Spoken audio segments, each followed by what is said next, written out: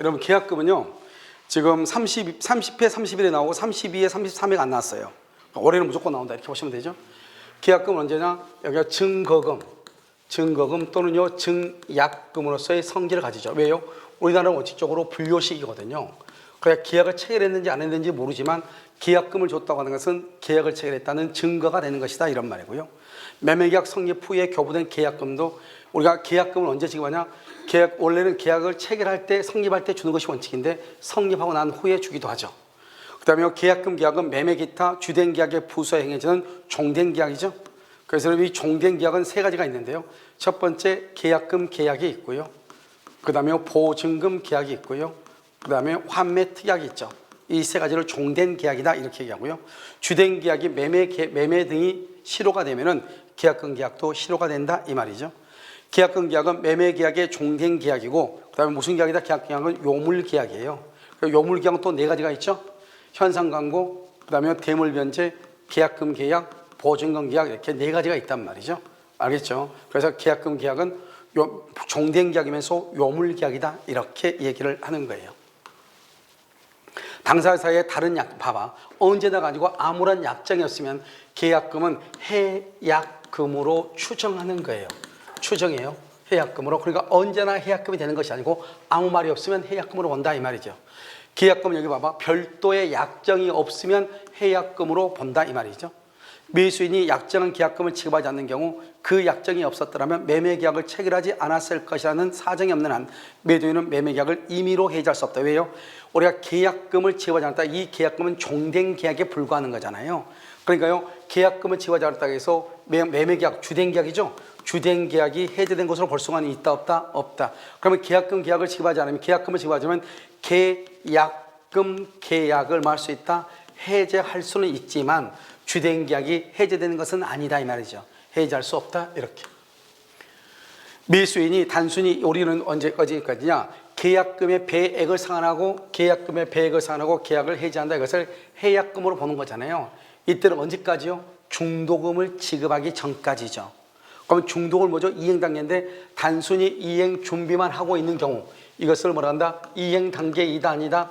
이행 단계가 아니죠. 그래서 이행 단계가 아니다 이 말이죠. 무슨 말인지 알겠죠? 그래서 이행 단계가 아니기 때문에요. 이때는 계약금의 배액을 정하고 계약을 해지할 수가 있어요 없어요? 있다 이 말이죠. 이행 단계 전이니까. 그럼 여기서 보면 계약금의 배액을 상환해야 계약을 해지할 수 없다고 그랬죠. 그럼 이것은 뭐죠? 매수인이 이행기 전에 뭐를 지급했다? 중도금이요.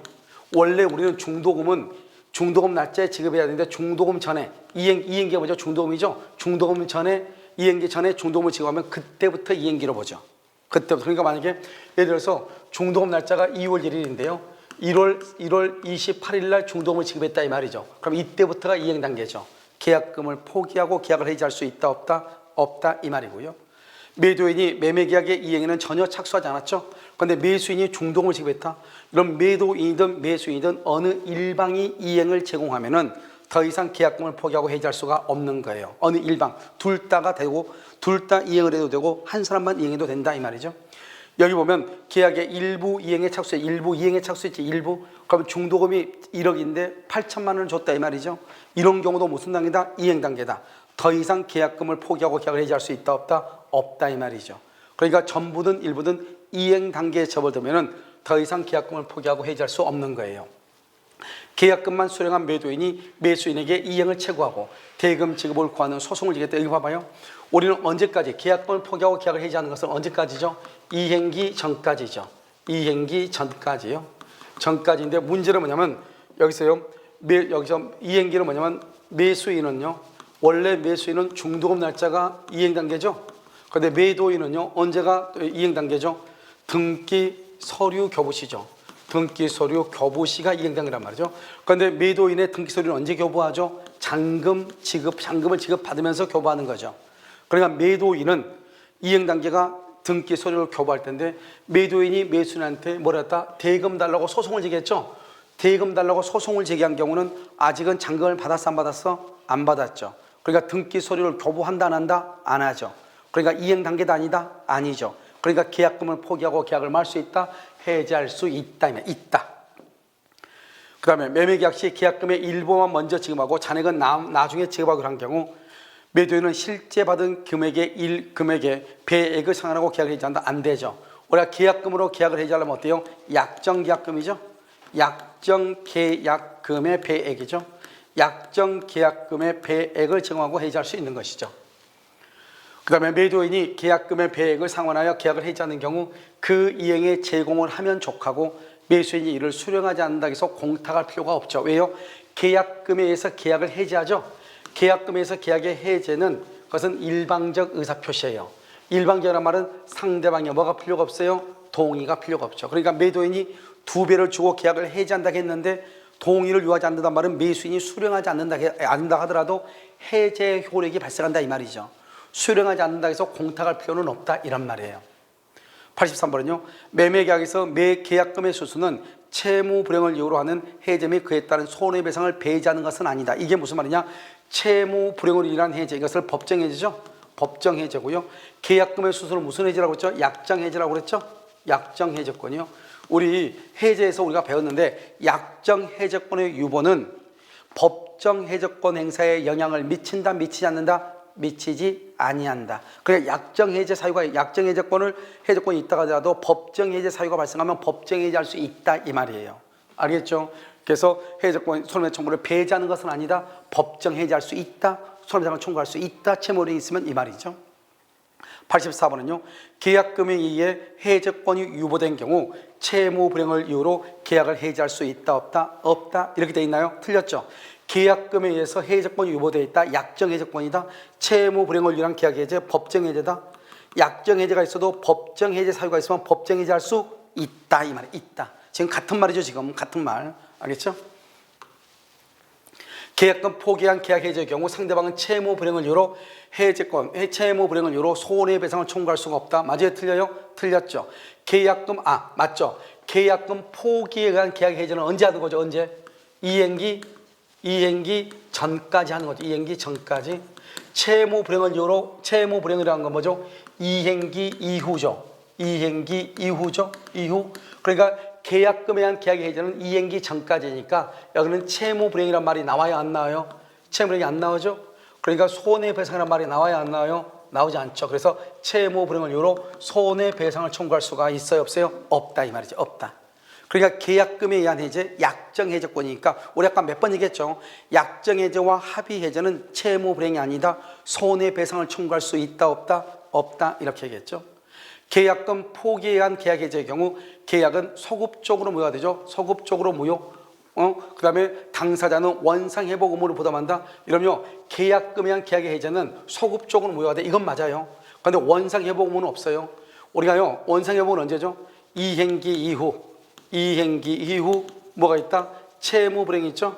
채무 불행이 있으면 계약을 할 수 있고 해제하고 그 다음에 손해배상을 청구하고 원상회복을 청구하는 거잖아요. 그럼 원상회복 청구하려면 이행기 이후가 돼야 돼. 그런데 계약금 포기한 해제는 이행기 전이죠. 이행기 전이니까 원상회복이나 손해배상이란 말이 나온다 나오지 않는다? 나오지 아니한다 이 말이죠. 토지거래 허가구역 내 토지에 관한 매매계약을 체결하고 계약금만 지급한 상태에서 거래 허가를 받은 경우 이렇게 돼 있나요? 우리는요 필요 없어. 무조건 토지거래, 우리가 계약금하면 토지거래가 이게 항상 나오는데요. 토지거래 허가를 받았냐 안 받았냐 이것은 중요하지 않아. 이건 중요하지 않고 언제까지요? 이행기 전까지 해지할 수 있다 이 말이죠. 계약금으로. 그러니까 허가를 받았다 해지할 수 없다 그러면 안 된다고. 허가를 받든지 말든지가 중요한 것이 아니고 중도금을 지급하기 전까지 이행기 전까지 계약을 할 수 있다 해지할 수 있다 이란 말이에요. 아시겠죠? 그 다음에 위약금이죠. 대금 불입 불이행 시 계약은 자동 무효가 되고 이에 불입된 금액은 일체 반환하지 않는다. 이렇게 되어 있죠. 이것을 뭐란다? 위약금 특약이라고 하는 거예요. 이것을 위약금 특약이다 이렇게 얘기를 하는 거예요. 위약금 특약. 매매계약에 기하여 계약금이 지급된 경우 그 계약금은 봐봐요. 항상 이러면 계약금은 뭐죠? 위약금으로 되어 있으면 계약금은요 중도금이죠. 이 중도금을 기준해서 중도금을 지급하기 전까지는 해약금으로 추정하고 중도금 이후에는 위약금 특약으로 보는 거죠. 그래서 예를 들어서 위약금은 뭐가 있죠? 대표적인 게 위약금 특약은 손해배상 예정으로 보는 것이죠. 그러니까요 계약금은 중도금을 지급하기 전까지는 해약금이에요. 중도금 지급 이후 여기 지금 하지 않는 그럼 위약금 특약 있죠? 위약금 특약은 손해배상 예정으로 추정한단 말이죠. 원칙적으로. 그러니까 어떻게 한다? 이때 이 계약금은 어떻게 한다? 여기 해약금과 손해배상의 예정으로 뭘 한다? 추정한다. 이렇게 돼. 손해배상 예정으로 추정한다. 알겠죠? 그러니까 계약금은 중도금을 지급하기 전까지는 해약금이고 중도금 지급 이후에는 위약금 특약이 있으면은 손해배상 예정으로 추정하고 위약금 특약이 없으면 실제 발생한 손해를 증명해서 청구하는 거예요. 자, 계약금을 위약금으로 하는 특약이죠. 위약금은 특약이 있다. 계약금은 위약금의 성질이 있다. 만약에 특약이 없다 그러면 어떻게 한다? 실제 손해를 청구하는 거죠. 실제 손해. 계약금의 손해배상 예정으로 성질이 있다. 손해배상 예정으로 성질은 위약금 특약이 있다 이 말이죠. 매수인이 계약을 해지한다는 의사를 표시하면 계약금이 손해배상 예정으로서 과다하죠. 과다하면 감액할 수 있어. 감액. 그런데 뭐는 감액을 못하죠? 손해배상 예정으로서는 감액할 수 있는데 뭐로서는 감액할 수 없어요? 위약벌. 위약벌인 경우는 감액을 청구할 수 있어요? 없어요? 감액할 수 없어요. 손해배상 예정으로서의 성질은 뭐 할 수 있어요? 감액할 수 있어요. 알겠죠? 위약벌인 경우는 감액을 못해요. 차이가 있는 것이죠. 그 다음에 매매 계약금을 위약금으로 하는 특약이 없는 한 채무 불행을 이유로 계약이 해제되더라도 봐봐, 위약금 특약이 없다잖아요. 위약금 특약이 없으면 어떻게 해야 돼요? 실제 손해만 청구하는 거예요. 실제 손해만 청구하는 거예요. 위약금 특약이 없으니까. 그 다음에 계약금을 포기하고 행사할 수 있는 해제권은 당사자의 합의로 말 수 있죠. 배제할 수 있죠. 왜요? 우리 지금 무슨 규정하고 있죠? 임의규정이죠. 채권법의 임의규정이다. 계약금의 포기나 배액 상환에 의한 해제권 행사를 배제하는 당사자의 약정은 뭐가 된다? 유효이다. 유효. 무슨 규정이다? 임의규정. 무슨 법이다? 채권법이다. 94번은요. 갑은 자신의 X 부동산에 관하여 매매대금 3억, 그 다음에 계약금은 3천만 원 하는 계약을 체결했다. 1번 계약금 전부를 지급하지 않으면 계약금 계약은 성립하지 않죠. 알겠죠? 약정 계약금을 다 줘야 되죠. 의리 계약금을 지급하였더라도 정당한 사유 없이 잔금 지급을 지취하죠. 그럼 채무불행이네요. 채무불행이 있으면 채무불행을 이유로 계약을 해지하고 손해배상을 청구할 수 있다. 해지하지 않고도 손해배상을 청구할 수 있다. 그래서 계약금을 지급했다는 것은 뭐죠? 이것은 약정 해제권이라고 그랬죠. 약정 해제 사유가 있더라도 채무불행이 있으면 채무불행을 이유로 계약을 해지할 수 있고 손해배상을 청구할 수 있다. 매매계약이 뭐죠? 주된 계약이죠. 매매계약이 무효나 취소가 되죠. 그러면 계약금 계약은 종된 계약이죠. 종된 계약도 소멸한다. 소멸하지 않는다. 틀렸죠? 주된 계약, 종된 계약이다. 의리가백에 지급한 계약금은 증거금, 증약금으로서의 최소한의 성질이 있다. 5번 의리, 계약금과 중도금을 지급했죠. 특별한 사정이 없는 한 갑은 계약금의 배액을 상환하여 해지할 수가 없죠. 왜요? 지금 무엇을 지급했죠? 중도금을 지급했으니까. 그래서 저 계약을 해약금에 의해서 계약을 해지할 수 없다 이 말이죠. 3번 틀렸죠? 95번 여기서 보면 갑일에게 계약하고 계약금을 수령했다. 을로부터 갑이요. 을이 지급한 계약금은 해약금으로 만다 추정하죠. 다른 약정이 없으면 갑과 을이 계약금을 위약금으로 약정을 했죠. 그러면 손해배상 예정으로 추정하고 이때 손해배상 예정이 과다하면 뭐 할 수 있다?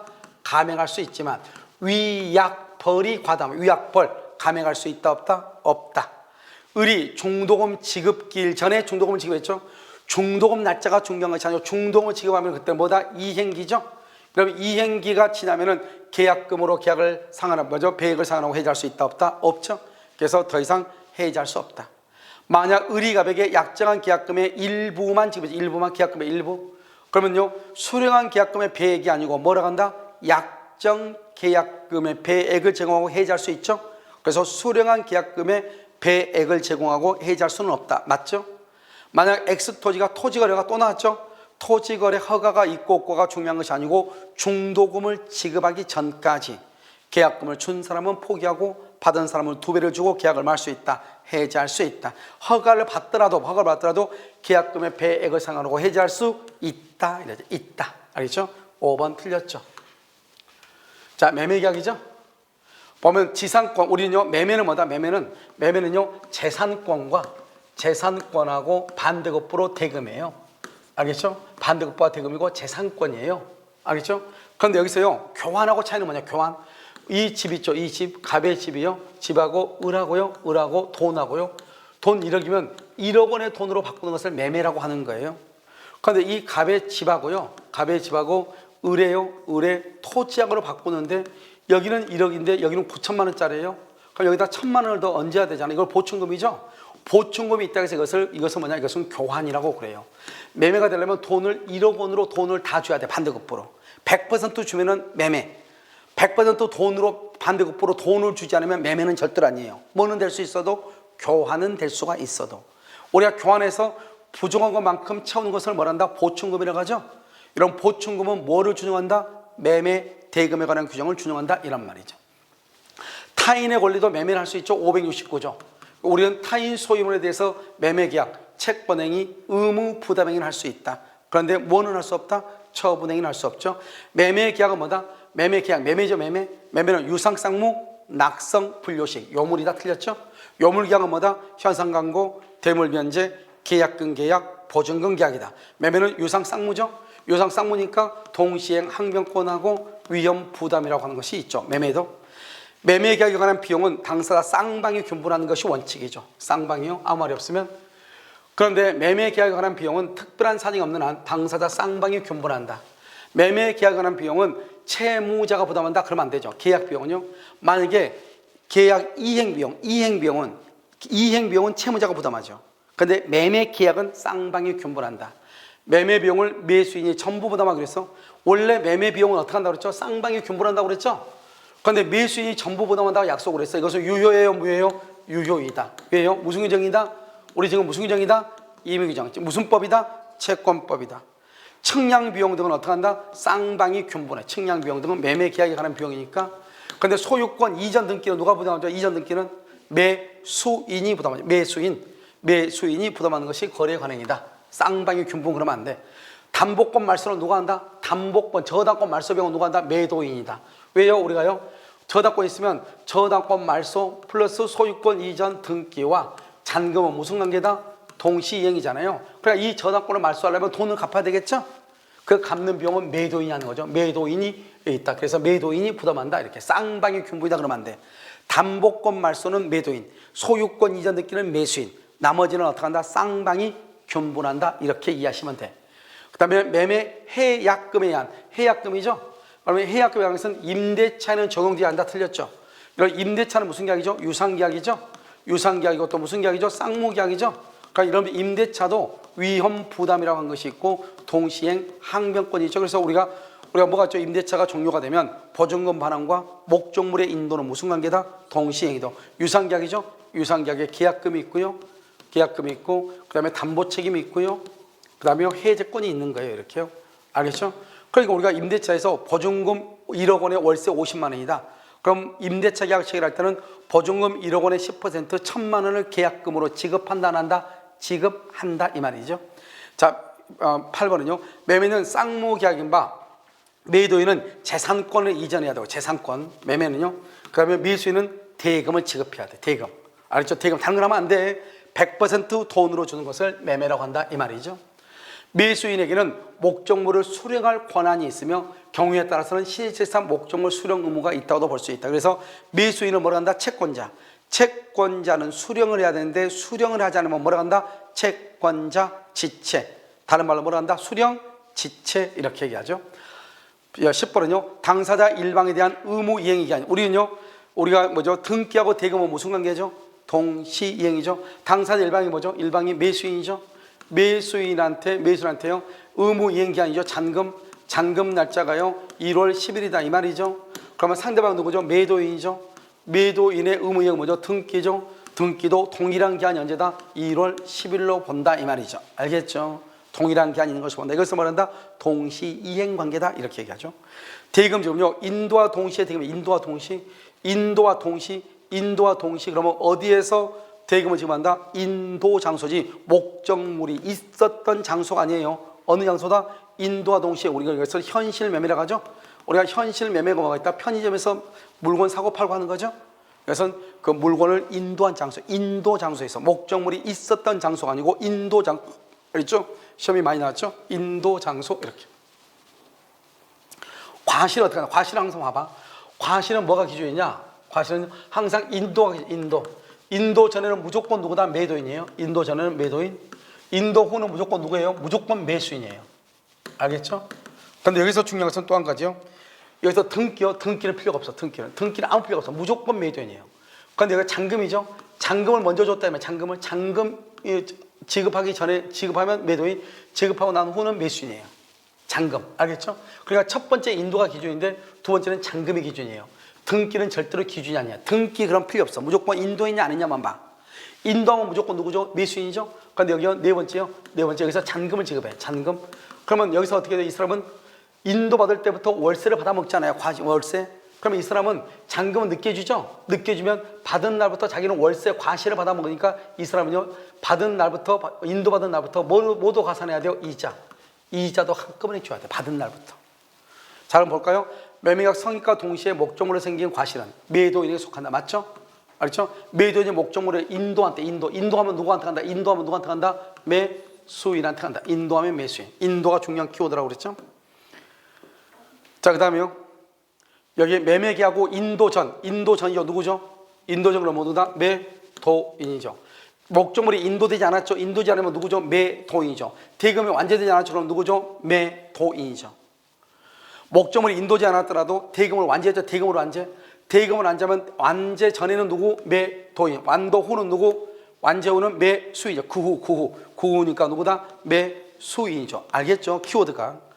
대금 지급의 기한이 없는 때는 매수인은 목적을 만든 날부터 인도 받으면 매수인은 여기서 과실을 월세를 취득하죠. 과실을 수취하죠.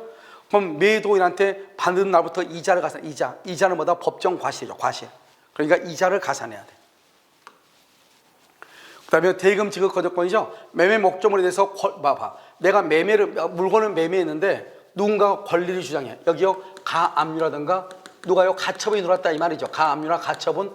그럼 내가요. 매매했고 아직 등기 안 했는데 거기에 가압류나 가처분이 들어와. 그럼 이러면 어떻게 해야 돼요? 잔금 내가 줘야 돼? 안 줘야 돼? 안 주죠.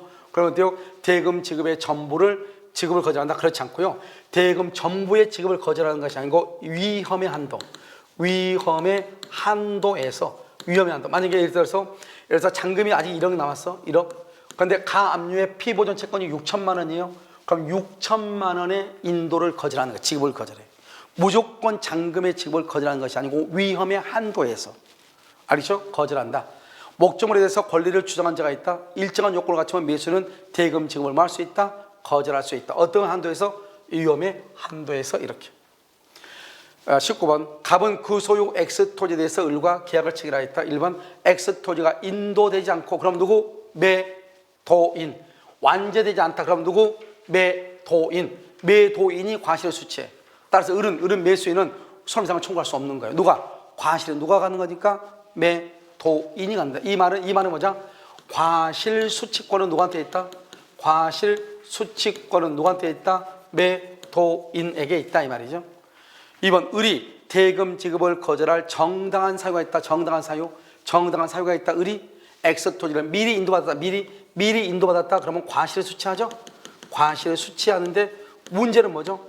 먼저 미리 인도받으면 과실을 수취하고 아까 말했죠. 잔금 지급할 때까지 이자를 가산해야 되는데 잔금을 지급을 거절할 정당한 사유가 있다잖아요. 정당한 사유란 말이 뭐예요? 항변권이 있다 이 말이죠. 그러면 이자를 가산한다 안 한다? 안 한다 이 말이죠. 이자를 지급할 의무는 없다. X 토지가 인도되지 않았다. 그럼 누구한테 있다? 매도인이다. 그런데 을이 잔금 지급을 지체해도 갑은 잔대금 이자 상당의 손해배상을 청구할 수가 없어요. 왜요? 이 사람이 잔금을 지급하더라도 아직 인도가 안 됐으니까 자기는 뭐 하면 돼요? 과실을 수취하면 된다 이 말이죠. 과실을. 알겠죠? 이 사람이 지금 잔금 안 주니까 나도 목적물 인도하지 않을 거 아니에요. 그럼 매도인은 지금 계속 물건으로부터 과실을 수취해요. 그러니까 매수인한테 손해배상을 청구할 수가 없는 거예요. X 토지를 아직 인도받지 못했다.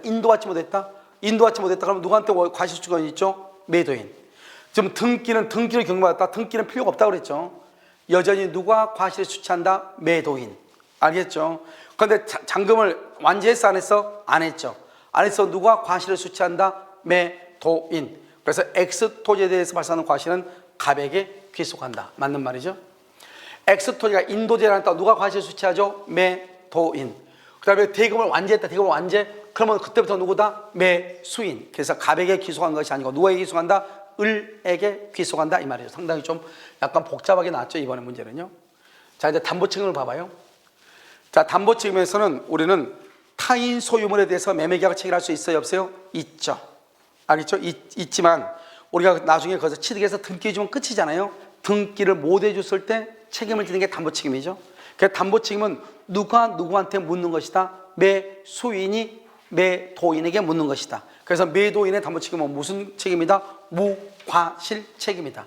우리는 타인 소유물, 매도인에게 속하지 않는 부동산에 대해서 매매는 뭐다? 유효이다. 21번 갑과 을이 X 토지를 공유하고 있는데 갑이 을의 동의 없이 X 토지 전부를 병에게 매도했다 이 말이죠. 관계없죠? 우리는 타인 소유물, 우리가요 여기 보면 이게 지금 이 토지가 갑은 2분의 1, 을은 2분의 1인데 이 을이요 이 토지 전부를 병하고 계약을 했다 이 말이에요. 병하고 계약했어. 그래도 우리는 타인의 지분에 해당하는 것을 계약을 해도 유효이다 무효이다? 유효. 우린 타인 소유물에 관한 계약은 유효이다. 단지 뭐를 못할 뿐이다? 등기를 못할 뿐이다. 계약 자체는 유효이다 무효이다? 유효이다. 유효이다 이렇게. 22번 매매의 목적에 대한 권리가 타인에게 속한 경우에는 매도인은 그 권리를 취득하여 매수인에게 이전하면 된다. 그거잖아요. 그러니까 우리는 타인 소유물에 대해서 계약을 해도 유효이다 무효이다? 유효이다 이렇게. 그 다음에 전부 타인의 권리는 무슨 책임이다? 무과실 책임, 무과실 책임이다. 하지만 무과실 책임인데 매수인에게 잘못이 있다. 그러면 매수인의 잘못을 참작하여 손해배상을 정할 수 있다 이렇게 얘기했죠. 자, 그 다음에 갑이 을로부터 매수한 임야가 모두 제3자 소유다. 모두 제3자 소유다. 그럼 모두 제3자 소유 전부 타인의 권리죠. 전부 타인의 권리다. 소유권 이전이 불가능하게 되어 있고 매수인 갑이 이 사실을 알지 못한다. 매수인이 이 사실을 알지 못한다. 그럼 매수인은 선의이다 이 말이죠. 선의의 매수인에게 대금 감액 청구권이 있어 없어? 없어. 대금 감액은 누구한테만 있다? 대금 감액, 감액하려면 뭐다? 일부 또는 무슨 말이 있어야 돼? 부족이라는 말이 있을 때만 대금 감액을 해. 근데 여기는요 모두가 제3자 병소이다. 이것은 전부 타인이죠. 전부 타인의 권리죠. 우리가 전부 타인의 권리는 전부가 남의 거니까 대금 감액이란 말이 있어요 없어요? 없죠. 뭐를 분문하고? 선, 악을 분문하고 계약을 해지할 수 있고 누구인 경우만? 선인 경우만 손해배상을 청구하고 이때로 설명해서 무슨 이익이다? 이행, 이익배상이고 제척기간이 있다 없다? 없다. 이건 여러분들 암기하고 있어야 돼. 그러니까 여러분요 전부 타인 권리, 일부 타인 권리, 소량 부족, 용익권 등 저당권 행사 이 5가지가 권리의 하자잖아요. 이건 머릿속에 암기하고 있어야 돼요. 그러니까 전부 타인 권리는 대금 감액이란 말은 없어. 그런데 계약 해지는 전부가 타인 거니까 목적을 달성할 수가 없죠. 그래서 선악 불문하고 계약을 해지해. 손해배상은 선인 경우만 손해배상. 우리가 전부 타인의 권리와 일부 타인의 권리에서는 이행 이익을 배상을 해. 알죠? 이행 이익 배상. 그 다음에 또 뭐라 한다? 제척기한이 있냐 없냐? 없다 이 말이에요. 그러니까 여기서는 대금 감액은 청구할 수가 없죠.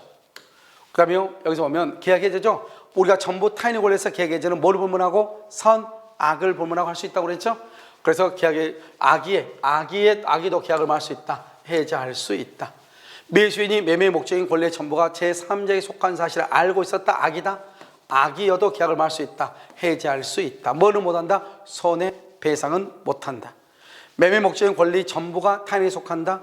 매도인은 손해배상 책임을 진다. 손해배상 누구인 경우? 매수인이 누구인 경우? 선인 경우. 그 배상이 무슨 이익이다? 이행, 이익배상이다. 전부 타인의 권리와 일부 타인의 권리에서는 무슨 이익을 배상한다? 이행, 이익을 배상한다. 28번 매매 목적인 권리 전부가 타인에게 속하여 권리 전부를 이전할 수 없다. 매도인은 선의의 매수인에게, 매도인은 선의 매수인에게 무슨 이익을? 이행, 이익을 배상해야 된다. 이행, 이익을 배상한다. 타인의 권리범에서 권리 이전을 할 수 없게 된 매도인은 선의의 매수인에 대해서 사실심 변론 정시 그러면 안 돼요. 항상 여러분요, 우리가요, 이행불능은 이행불능 당시, 이행불능 당시 시가, 이행불능 당시 시가, 또는요, 채무불이행 당시, 채무불이행 당시 시가, 채무불이행 당시 시가, 이행불능 당시 시가를 기준으로 무슨 이익을 배상한다? 이행, 이익 배상.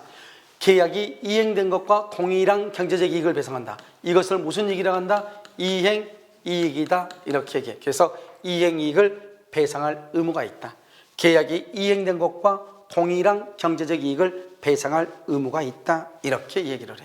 이것은 무슨 이익이다? 이행, 이익이다. 매매 목적인 권리의 전부가 타인에 속한다. 악의는 손해배상 청구를 못해. 그런데 악의는 뭘 할 수 있다? 계약을 해지할 수 있다. 손해배상을 청구할 수 없다. 맞는 말이죠. 그 다음에 선의의 매도인이죠. 봐봐. 우리 원래 담보치면 누가 누구한테 묻는 것이죠?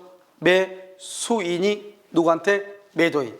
그런데 전부 타인의 권리에서는 선의의 매도인, 매도인이 선의인 경우 계약을 말 수 있다. 해제를 해요. 매수인의 뭐를 부문하고 선악을 묻지 않고 해제를 해. 만약에 매도인이 봐봐. 선의의 매도인이죠. 선의의 매도인이죠. 매도인이고 매수인이 선의가 있을 수 있고 악의가 있을 수 있잖아요. 그럼 어떻게 한다? 매수인이 선이면은 손해를 배상하고 악이면은 손해를 배상하지 않고 뭘 할 수 있다? 계약을 해제를 해. 그러니까요, 매수인이 선이든 매수인이 악이든 계약은 해제는 해. 단지 매수인이 선이면 손해를 배상하고 해제하고 매수인이 악이면 손해배상 없이 해제를 해. 누가요? 매선의의 매도인이. 원래 해제는 매수인이 매도인에게 해야 되는데 전부 타인의 권리에 있어서만큼은 매도인이 선인 경우 매수인한테 해지할 수 있어. 매수인의 선이 악의를 불문하고. 근데 만약에 매수인이 선이면은 손해를 배상하고 해제하고 매수인이 악이면 손해배상 없이 해제를 해. 그러니까 아무튼 선이고 악이고 따지지 않고 무조건 뭐는 할 수 있다? 해제할 수는 있다. 이 말이 중요해. 그 다음에 183에는요 권리의 일부죠. 여러분 일부 타인의 권리죠. 잘 봐. 이제 일부 타인의 권리. 자, 일부란 말이 있으면 여러분 먼저 뭐가 있어야 돼요? 일부는 무슨 말이 있어야 돼요? 대금 감액이 있어야 돼. 일부 타인의 권리는 봐봐. 선 악을 불문하고 대금 감액이 있어야 돼. 대금 감액. 이건 여러분 딱 암기해야 돼. 그 다음에 선인 경우에 계약을 해제하고 손해배상을 청구를 해. 이때 손해배상은 무슨 이익이다? 이행 이익을 배상한다. 재측계약은요 선인은 언제부터? 선인은 안 날로부터 몇 년이다? 1년이고 악인은 계약을 체결한 날로부터 몇 년이다? 1년이다. 이걸 먼저 알아야 돼. 대금 감액은 선악 불문하고 대금 감액을 해. 선인 경우 계약 해제, 선인 경우 손해배상. 그런데 전부 타인의 권리나 일부 타인의 권리에서는 무슨 이익을 배상한다? 이행 이익을 배상한다. 이란 말이에요. 그래서 권리의 일부가 타인에게 속하여 매도인이 권리를 취득하여 이전할 수 없을 때 여기 지금 뭐냐면 악의의 매수인도 행사할 수 있다. 이렇게 돼 있죠. 그래서 일부가 타인 대금 감액 청구권은 대금 감액. 악의도 행사하려면 일부 타인의 권리에서 악의가 할 수 있는 건 뭐밖에 없어요? 대금 감액이죠. 그래서 대금 감액 청구권은 악의도 행사할 수 있다. 여기다 해제나 손해배상 그러면 큰일 나지. 해제나 손해배상은 악의는 된다 안 된다? 안 된다 이런 말이죠. 일부 타인의 권리인 경우 손해배상은 누구만 한다? 선이만 한다. 무슨 얘기다? 이행이익이다. 언제 한다? 안 날로부터 몇 년이다? 1년이다. 그래서 악의는 행사할 수 없죠. 매매의 목적인 권리의 일부가 타인에게 속한다. 매도인이 매수인에게 이전할 수 없는 경우 선의의 매수인, 선의는 해제도 할 수 있고 손해배상을 청구할 수 있죠. 이때 손해배상은 무슨 이익배상이다? 이행 이익배상이다. 자, 선의의 매수는 대금 감액, 손해배상, 계약 해제를 할 수 있네요. 권리의 일부가 타인이죠. 일부가 전부가 타인일 때는 선악 불문하고 계약을 해제하고 선인 경우 손해배상을 청구할 수 있지만 뭐는 못한다? 대금 감액은 못하니까. 그러니까 전부 타인이다 그러면 안 되지. 뭐라고 해야 된다? 일부 타인의 권리다 이렇게 얘기하는 거죠. 그 다음에 재측계약이죠. 선인은 안 날이고 악의는 한 날인데 봐봐. 악의는 계약을 체결한 날이고 선인은 안 날인데 이 안 날은 우리가 먼저요 100평인 줄 알고 갑하고 을하고 2월 1일 날 계약을 했다 이 말이죠. 100평인 줄 알고. 그런데 3월 1일 날 청량을 하니까 100평 중에서 30평이 병 것이더라. 이걸 안 날이 아니고 우리는 569조에서 타인 소유임을 알면서도 매매계약을 체결할 수 있다 이 말이죠. 그럼 어떻게 해요? 갑이라는 사람이 이것을 병한테 30평을 사가지고 을한테 등기를 해주면 되는 거잖아요. 몇 평을 사가지고? 30평을 사가지고 을한테 등기를 해주면 되죠. 무슨 말인지 알겠죠? 그러니까 아무 문제 없는 거예요. 그런데요 안 나라는 건 뭐냐? 병이 그걸 팔지 않겠대. 그럼 팔지 않겠다 그러면은 갑은 이제는요 더 이상 을한테 30평을 취득해서 등기를 해줄 수가 있어요 없어요? 없죠. 이렇게 최종적으로 취득해서 등기를 해줄 수 없다고 하는 것을 알았을 때 그것을 안날이라고 그래.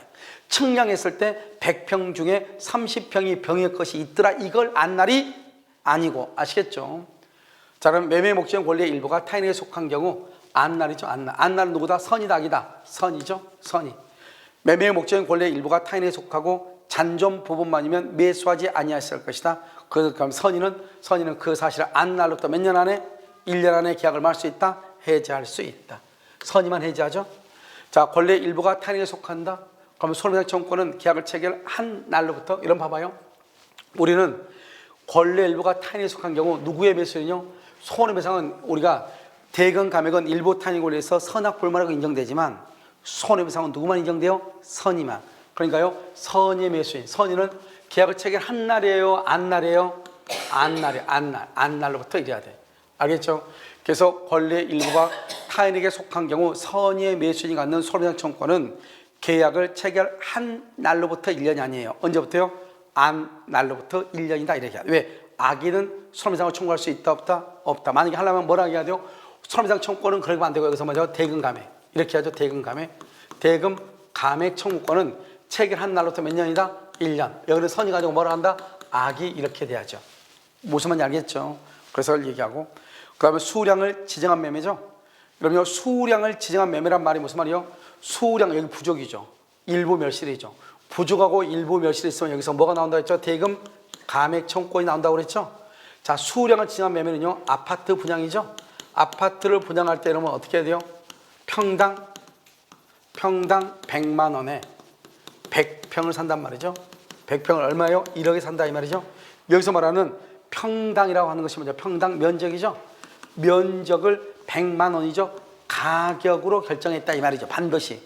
이런 말이 있을 때만 이것을 뭐란다? 수량을 지정한 거지. 만약에요, 우리가 등기부상의 면적이 100평인데 그 등기부상 면적을 보고 1억 원에 사기로 했단 말이죠. 그것은 수량을 지정한 매매이다, 아니다? 아니야. 반드시 뭐라고 해야 돼요? 평당 얼마 이렇게 해야 돼. 자, 그래서요, 뭐죠? 여기 보면 대금도 수량을 기준으로 정했다. 이것을 수량을 지정한 매매다 이렇게 얘기해. 그래서 아파트 분양이죠. 부동산 매매 계약이 수량 지정 매매다. 부동산 실제 면적의 계약 면적에 미치지 못한다. 미달이죠. 미달. 미달이란 말이 뭐예요? 전부 불능이에요? 일부 불능이에요? 일부 불능. 우리 했었죠. 원시적, 객관적, 전부 불능일 때는 계약 체결상의 과실 책임. 원시적, 객관적, 일부 불능. 일부. 그것은 수량 부족의 담보 책임이지 계약 체결상의 과실 책임을 질 수가 있다, 없다? 없다 이 말이죠. 그래서 계약 면적에 미치지 못한 경우 누구죠? 우리가 대금 감액을 청구하죠. 우리가 수량 부족에서 매수인은 선인 경우에 한해서 대금 감액 계약의 손해배상. 알겠죠? 그런데 일부 타인의 권리는 선악불문하고 대금 감액이죠. 그런데 수량 부족은 선인 경우에만 대금 감액을 청구해. 선인 경우에만. 그래서 대금 감액을 청구할 수 없다. 없다. 그럼 누구만 청구할 수 없다? 악이. 악의는 청구할 수 없다. 누구만 청구하니까? 선이만 청구하니까. 선이만 청구하니까 이렇게. 수량을 지정한 토지 매매에서 실제 면적의 계약 면적에 미달한다. 미달하면은 담보 책임이 성립하죠. 수량 부족의 담보 책임 524죠. 계약 체결상의 과실 책임. 그러면 된다, 안 된다? 안 돼. 그래서 미달된다. 계약 체결상의 과실 책임. 체결상의 과실 책임 안 되고 부당 이득 반환이란 말이 나와, 안 나와? 안 나온다. 왜요? 574조는 일단 유효이다. 574조 유효인데, 담보 책임이죠? 유효인데 선인 경우, 매수인이 선인 경우 대금 감액, 그 다음에 계약 해제, 그 다음에 손해배상 이렇게 청구할 수 있죠. 대금 감액, 계약 해제, 손해배상 이렇게 청구하죠. 누구인 경우? 선인 경우 대금 감액, 계약 해제, 손해배상 이렇게 청구한단 말이죠. 그래서 미달되는 경우는 담보 책임으로서 유효니까 부당이득 반환을 청구하지 못하고, 미달이니까 전부 불능이 아니죠. 계약 체결상의 과실 책임이 없다. 42번 부동산 매매 계약이 수량 지정 매매인데 부동산의 실제 면적의 계약 면적에 미치지 못한다.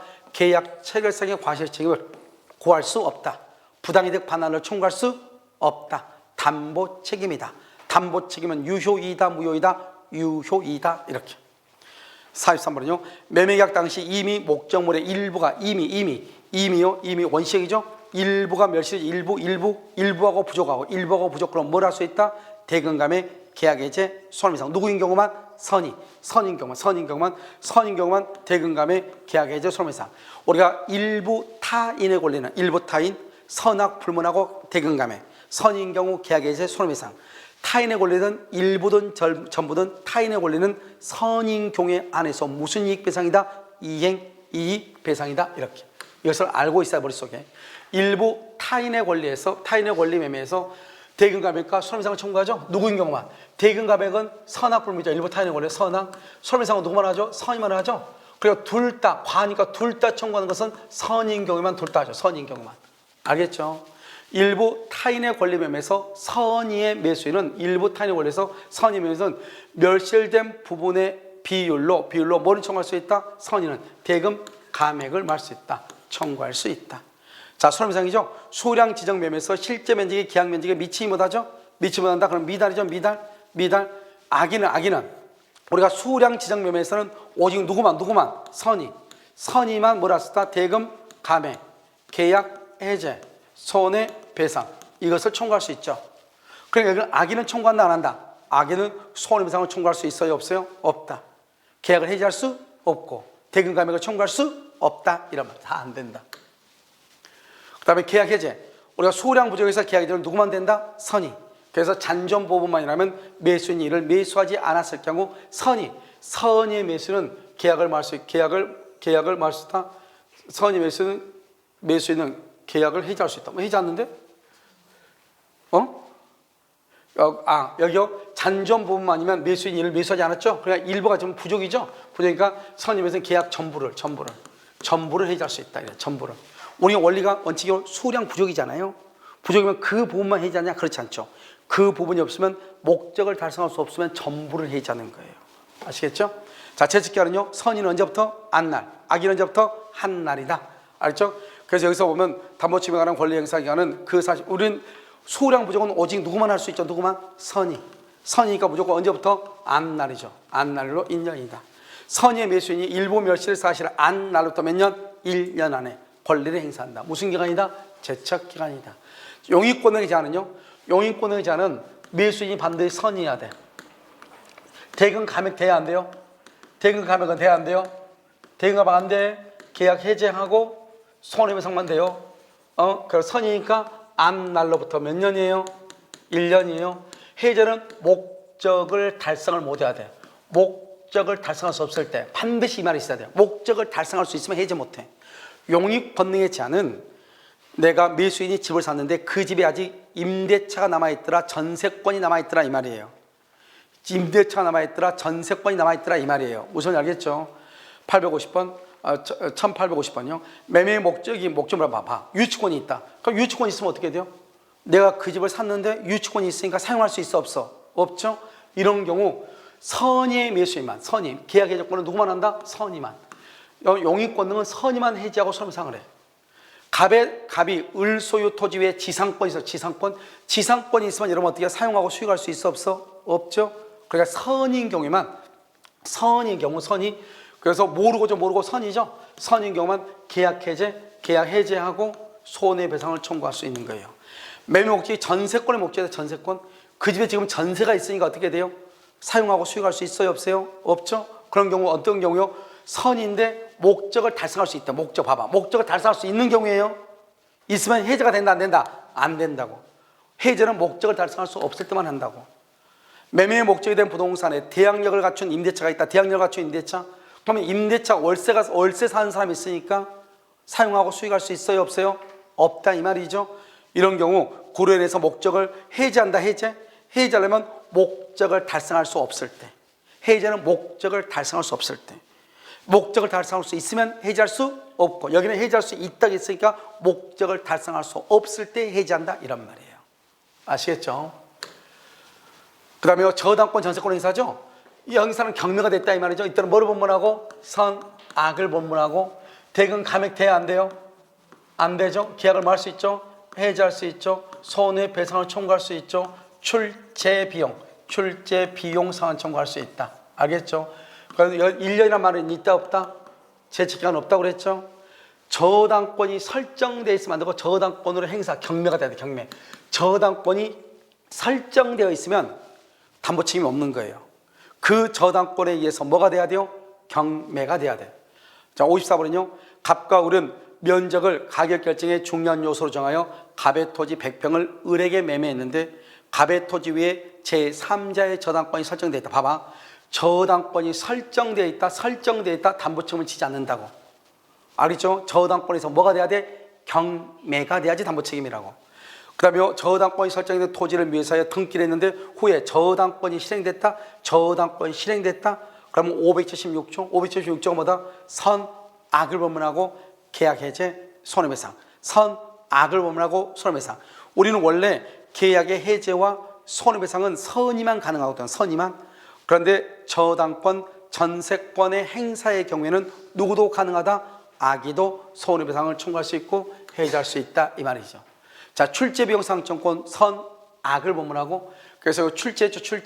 그러면 선악을 범문하고 악의 매수인도 그 상환을 할 수 있다. 청구할 수 있다. 그 다음에 매매용 목적 부동산에 설정된 저당권의 실행으로 매수인이 소유권을 취득할 수 없게 된 때는 뭐가 없어도 선악을 범하고 알겠죠? 선의가 아니어도 선악을 범하고 계약을 할 수 있다. 해제할 수 있다. 알겠죠? 그 다음에 저당권이 설정된 부동산의 매수인이 저당권 행사로 그 소유권을 취득할 수 없을 경우 악의도 계약을 해지하고 손해배상을 할 수 있다. 청구할 수 있다. 악의도 선악을 범문하고 계약 해제 손해배상 선악을 범문하고. 자, 59번은요. 권리하자에 대한 매도인의 담보책임과 관련하여 악의의 매수인에게 인정되는 권리. 자, 권리하자죠. 권리하자에서 악의도 된 건 뭐다? 일부 탄핵 권리, 일부 탄핵 권리에서 대금 감액 청구권. 그 다음에 전부 타인의 권리에서 계약의 해제권. 그 다음에 저당권 행사에서 뭐죠? 계약 해제권. 그 다음에 또 뭐가 있다? 손해배상. 그 다음에 또 뭐가 있다? 출제비용 상환 청구. 출제비용. 악의도 되는 것은 선악 불문이니까 악의도 되는 것. 그러니까 여기 전부 타인일 때 여기 해제할 수 있죠. 뭐로 보면 악의도 가능하죠. 그 다음에 일부 타인일 때는 대금 감액, 선악불하고 대금 감액 되죠. 저당권의 실행일 때는 계약 해지하고 손해배상 되죠. 그 다음에 목적물에 설정된 지상권에 의해서 지상권은 뭐죠? 용익권 등의 제한이죠. 용익권 등의 제한은 누구만 된다? 선의만 계약 해제 손해배상이 되죠. 그래서 해제권 이것은 악이 안 되고 선의만 돼요. 선의만. 알겠죠? 자, 이렇게 이제 문제가 나왔죠. 자, 경매죠. 이러면 경매의 경우 담보 책임은 뭐냐? 경매의 경우는 권리의 하자만 되고 물건의 하자는 돼야 안 돼요? 물건의 하자는 안 돼요. 이걸 법률적 제한이죠. 법률적 장애가 있다. 법률적 장애 이것도 안 되는 거예요. 물건의 하자니까. 그 다음에 경매는 뭐가 돼요? 무효가 되면 돼? 안 돼?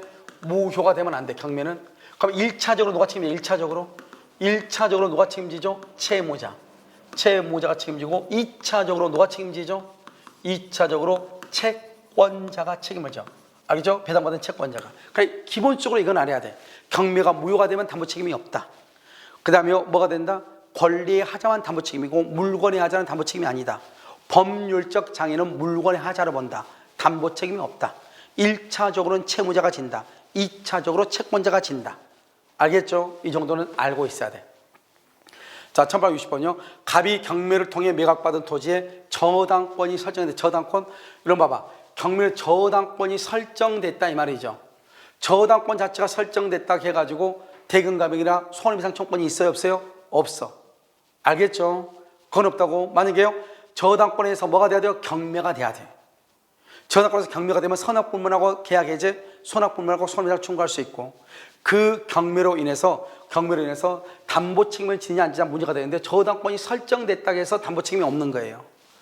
그 다음에 담보권 실행으로 행해지는 경매에 있어서 매수인은 무슨 하자? 권리의 하자 책임지고 물건의 하자는 책임진다 안 진다? 안 져. 권리만 책임지고 물건의 하자는 담보 책임을 지지 않는다. 물건의 하자를 다른 말로 뭐라고 한다? 법률적 장애 책임지지 아니한다. 이렇게.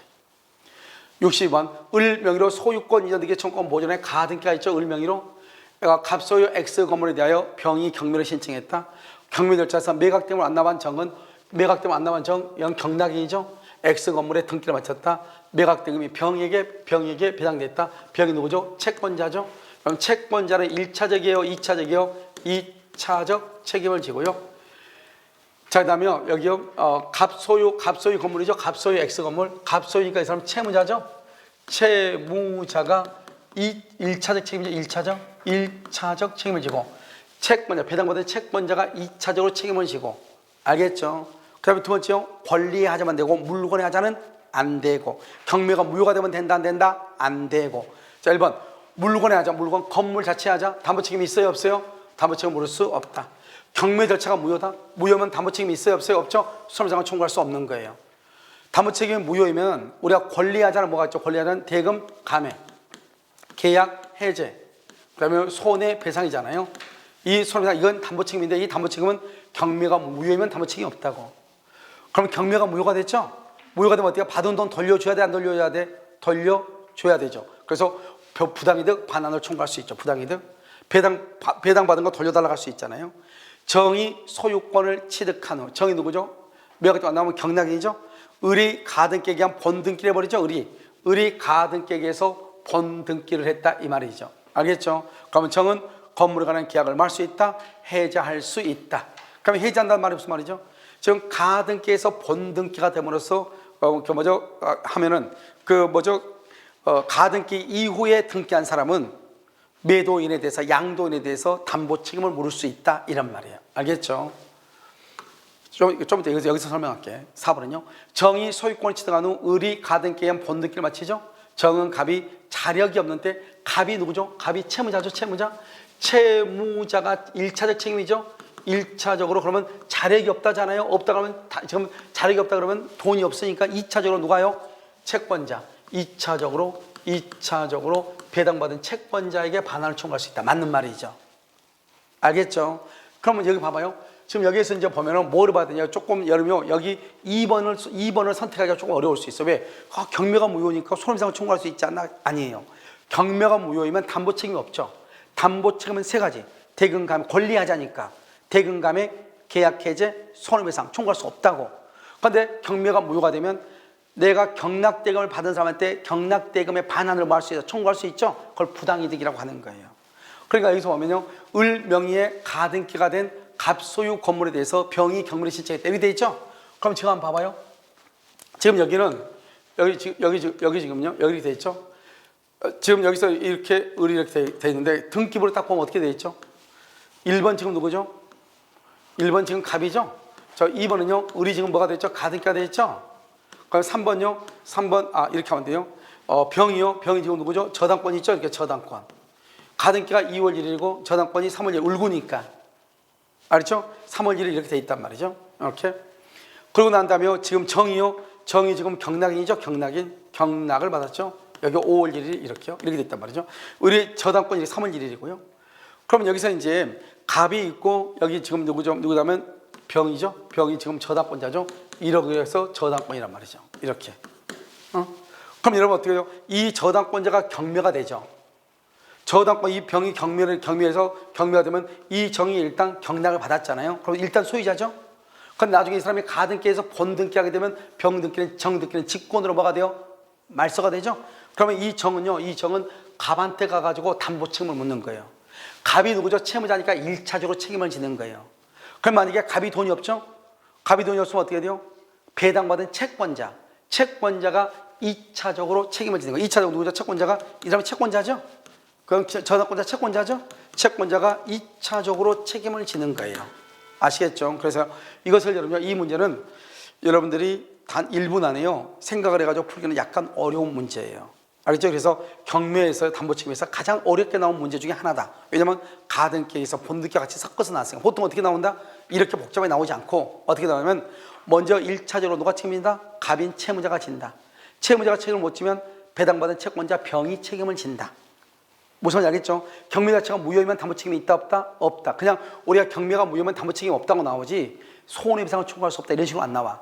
왜냐면 담보 책임은 계약 해제, 손해배상, 대금 감액이 담보 책임이잖아요. 그냥 우리는 담보 책임을 지지 않는다. 그런데 여러분들은 우리가 보통 공부할 때 경매가 무효일 때는 담보 책임을 지지 않는다 이렇게 공부를 하잖아요. 그러면 그 담보 책임을 지지 않는 것 그게 뭐가 있냐 이 말이지. 알죠? 대금 감액, 계약 해제, 손해배상이다. 그래서 손해배상 책임을 지지 않는다 이런 말이에요. 아시겠죠? 자, 그러면 채권이죠. 변제기에 도달했죠. 변제기에 도달하면은 매매계약, 채무자 자격, 여기요. 매도인이 채무자 자격을 담보할 때는 원칙적으로 계약 체결 시, 계약 체결, 계약 체결 당시에 자력을 담보한 것으로 추정한다.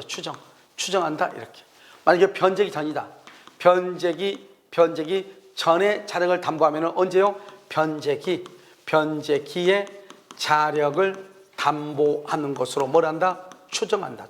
근데 우리 시험은 여기다 추정한다를 본다 그래서 틀린 것으로 나왔어. 변제기에 도달했죠? 도달하면은 계약 체결 시에 자력을 담보로 추정하고, 변제기 도달하기 전이면 변제기에 자력을 담보한 것으로 추정한다 이 말이죠. 그 다음에 이제 물권의 하자죠. 물권의 하자는 주관적 하자, 객관적 하자가 다 있는 거예요. 매도인이 기계를 공고하면서 카탈로그나 검사 성적서를 제출했죠. 이것을 주관적 하자라고 하는 거예요. 주관적 하자. 이 주관적 하자도 하자에 해당해. 그래서 성능을 보정한 것으로 보는데, 성능이 나오지 않으면 하자가 있는 것으로 봐. 그러면 하자가 존재하는지 여부는 언제 하죠? 하자가 존재하는지 소유권 이전 등기 시간이에요. 계약 체결 당시예요. 계약 체결 당시를 기준으로 하는 거예요. 알죠? 그래서 등기 시를 기준으로 하는 것이 아니고 계약 체결 시를 기준으로 해. 하자가 있는 것을 알고 샀느냐, 악이 모르고 샀느냐, 선이 이렇게 얘기해. 그 다음에 건축의 목적으로 매수한 토지에 대해서 법적 장애, 봐봐. 법적 장을 말하나 법률적 장애죠. 이것을 무슨 하자를 한다? 물건의 하자다 이렇게 얘기해. 이건 물건의 하자, 권리 하자가 아니죠. 이렇게 물건의 하자 안에서는 경매에서는 담보 책임이 있어요, 없어요? 없다 이렇게. 건축 목적으로 매매된 토지가 관련법상 허가를 받을 수 없다. 관련법상 이건 법률적 장애죠. 이것은 물건의 하자라고 그래. 여기 물건의 하자, 그 하자 의무는 언제를 기준으로 한다? 계약 체결 시. 항상 하자가 있냐 없냐는 언제 기준으로 한다? 계약 체결 시를 기준으로 하는 것이에요. 그 다음에 우리가요, 권리의 하자에서 매수인은 선이냐 악이냐만 따진다고 그랬죠. 그런데 물건의 하자에서는 뭘 따져요? 선이 무과실. 자, 매도인의 담보 책임은 무과실 책임이죠. 무과실. 하자 발생 및 확대 강화 매수인의 잘못을 참작해. 매수인의 잘못을 참작해서 손해배상 정의 배우문을 정할 수 있다. 다른 말로 뭐 할 수 있다? 과실 상기할 수 있다. 매수인의 잘못을 참작할 수 있다. 과실 상기할 수 있다. 이런 말이에요. 그 다음에 계약 해제죠. 우리가 계약의 해제는 누가 한다? 선이 무과실. 알지 못한 채 울로부터 과실 없이 해요. 과실 없이. 왜요? 선이 알지 못한 채 선이죠. 선이 무과실의 경우 계약 해제 손해배상 청구권이 있어. 이때 손해배상 청구권은요, 어떻게 하죠? 안 날로부터 몇 개월이다? 6개월. 인도 받은 날부터 몇 년이다? 10년. 이것은 무슨 기간이다? 제척 기간이고, 이건 무슨 기간이다? 소멸시효다. 그래서 여러분, 우리가 물건의 하자에서 손해배상 청구권은 6개월의 제척 기간임에도 불구하고 이것은 청구권이니까 청구권은 소멸시효 걸리죠. 인도받은 날부터 10년 안에 손해배상을 청구할 수 있다. 이렇게 해서 판례가 말했죠. 제척 기간에 걸린다고 해서 소멸시효가 적용되지 않는다고 볼 수가 없다. 그래서 우리가 물건의 하자에서는 물건의 하자에서는 뭐다? 6개월의 제척 기간, 10년의 소멸시효, 손해배상 청구할 때. 알겠죠? 자, 하자 담보 청구로 발생하는 계약의 해제권. 해제권은 뭐죠? 행사 기간은 몇 개월이다? 6개월이죠. 6개월. 해제권은 6개월. 알겠죠? 언제부터 6개월이다? 안 날로부터 6개월이다. 선이 무과실의 매수인. 소멸시효는요, 손해배상 청구권도 뭐에 걸린다? 소멸시효의 대상이 될 수 있다. 몇 년이다? 10년. 언제부터요? 인도받은 날부터. 인도받은 날. 안 날로부터 몇 개월이고? 6개월이고. 인도받은 날부터 몇 년이고? 10년의 소멸시효 걸리고. 자, 종류물이죠. 종류물이만 있는 거, 불특정물이고, 불특정물 매매죠. 불특정물이나 종류랑 똑같은 말이에요.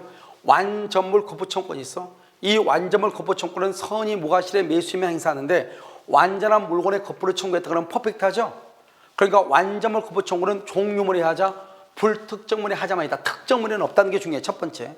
두 번째, 완전물 거부를 청구하면 더 이상 계약 해제나 손해배상은 청구할 수 있다 없다. 퍼펙트하니까. 완전물 거부 청구, 하자 없는 물건을 청구한 경우는 계약 해제와 손해배상을 더 이상 청구할 수 없는 거예요. 종류로 지정된 매매 목적물이 특정된 후에 하자가 발생한 경우 선이 무과실의 매수인은 하자 없는 물건을 청구한다. 하자 없는 물건을 완전물 거부 청구다. 이렇게 완전물 거부를 청구하면 계약을 뭐 할 수 없다? 해제할 수 없다. 손해배상을 청구할 수 없다 이 말이죠. 왜? 퍼펙트하니까. 하자 없는 물건을 청구했으니까. 알겠죠? 이 말이 중요해. 이것도 중요하고 이것도 중요하죠? 알겠죠? 그 다음에 여기 보면 불특정물 하자로 인해서 매도인의 담보 책임이 성립하죠. 매수인은 계약 해제, 손해배상 청구권, 완전물 구부 청구권을 행사할 수 있으나 대금감액 청구권을 행사할 수 없다. 이렇게 돼 있잖아요. 대금감액 청구권 없죠. 근데 문제는 뭐냐면 문제는 불특정물의 하자의 경우 계약의 해제권하고 손해배상 청구권하고 완전물 구부 청구권이 있는데 이런 것들은 따로따로는 행사할 수 있죠. 그러니까 완전물 구부를 청구하게 되면 해제권을 행사할 수 없다고 그랬죠. 손해배상 청구할 수 없다고 그랬죠. 그래 여기서 중요한 것은 뭐냐면 예를 들어서 이렇게 나오면 안 돼. 불특정물의 하자의 경우 완전물 급부를 청구하면서 손해배상도 청구할 수 있다 그러면 돼? 안 돼? 안 돼. 계약 해제도 할 수 있다 그러면 돼? 안 돼? 안 되지만 따로따로는 청구할 수 있어? 없어? 있어. 그런데 대금 감액은 있어요? 없어요? 없어. 자, 담보 책임을 면제하는 특약 것은 유효가 돼. 왜요? 임의정이니까. 그 유효인데 매도인이 권리나 물건의 하자를 알면서 고지하지 않죠? 알면서 고지하지 않으면 책임을 면하지 못해요. 원래 면책 특약이 있으면 면제가 돼. 매도인은. 그런데 매도인이 권리나 물건에 하자가 있는 것을 알면서 고지하지 않죠? 고지? 그러면 담보 책임을 져. 여기 하자가 있다는 사실을 알면서 이를 매수인에게 고지하지 않고 담보 책임의 면제 특약을 맺은 경우 책임을 면할 수 없다. 알면서 고지하지 않으면 담보 책임 면제 특약은 유효해요. 그런데 그 물건이나 권리의 하자를 알면서 알려주지 않는 경우 고지하지 않으면 담보 책임을 다시 지는 거예요. 알겠죠? 면할 수 없다. 이렇게. 자, 여기까지가 이제 우리가요 담보 책임에 관한 것이에요. 그래서 우리가 뭘 배웠냐면 지금요 이제 계약금부터 다 배웠는데요. 자, 여기까지 하고 잠깐 쉬었다 이제 마지막 시간으로요. 환매하고 그다음에 교환하고 그다음에 마지막으로 임대차예요. 그래서 임대차가 제일 많고요. 환매나 교환은 뭐 별로가 안 돼요. 그래서 잠깐 5분만 쉬었다가 하도록 그렇게 하겠습니다. 알겠죠?